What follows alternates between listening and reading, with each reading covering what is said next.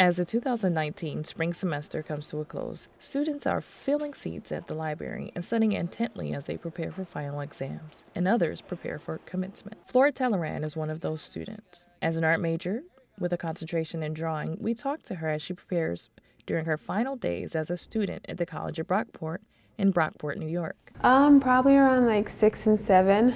I didn't start like drawing right away. I used to just make columns of numbers, and then I moved into like tracing other people's drawing. Being here in the BFA program, I had the opportunity to take ceramics, sculpture, printmaking, photography.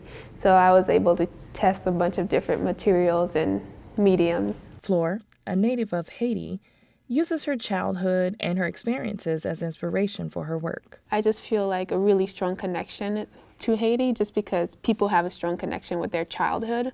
But what I'm really trying to show is things that are a bit universal, like poverty is very universal, and people coming together, and sort of the history of revolutions and war. All these things are common all over the world. Like many other artists, she has developed her own unique style throughout her career.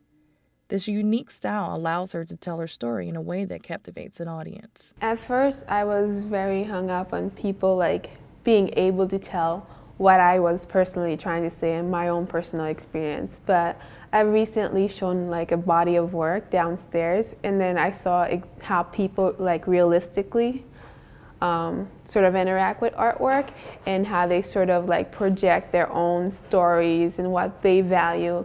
So I just want other people to be able to find themselves in my artwork, even if they didn't have the same experiences as I did. I would say my art is sort of landscape, dystopian landscape of my memories of Haiti as a child. She studies some of her favorite artists to expand her knowledge and to perfect her own techniques. One of these artists is Thomas Schuyler.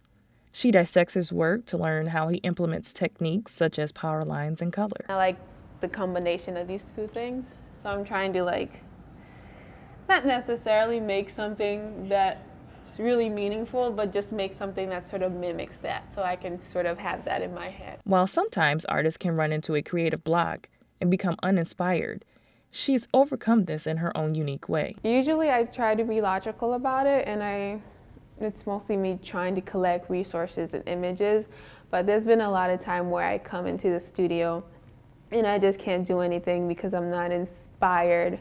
So recently I've been trying to go with this practice where the work brings forth the inspiration rather the inspiration bring forth the work. So once I sit down in this chair and I concentrate or try for a while, even if I'm not into it, once I get like deep into a drawing, eventually I start feeling it. Her artwork is currently on display in the college's Tower of Fine Arts building, where students and members of the community can go in and view student works. So Cochon Creole translates to Haitian pig, and it kind of has to do sort of like the economic effect of that and how people weren't able to trade as much, and a lot of people had to like lose their home, couldn't send their kids to school. Many art students struggle with their peers' misconceptions about the field and often lack support.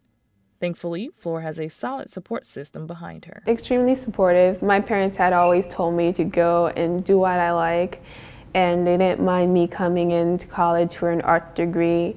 And coming here, like I moved a lot as a child, so I never had like long-term friends for a long period of time, but coming here for 4 years, I got to know a lot of people really well, and a lot of my classmates are really encouraging. So I have a pretty good network of support. Flore is an award-winning artist, winning the Tinsdale Family Excellence Award in Art. She has aspirations to continue her work in the future. She is currently applying to work or intern at the Museum of Modern Art in New York City.